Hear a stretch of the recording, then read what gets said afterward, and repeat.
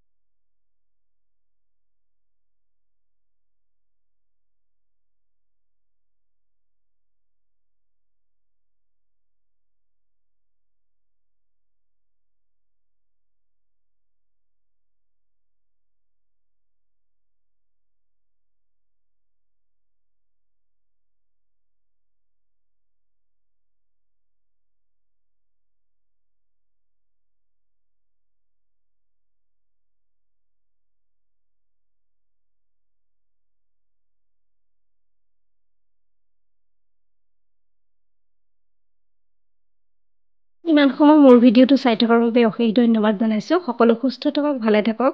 পুনৰ নতুন কাম লৈ আকৌ অহাৰ প্ৰতিশ্ৰুতিৰে মই জ্যোতিকা সকলোৰে পৰা বিদায় লৈছোঁ। নমস্কাৰ।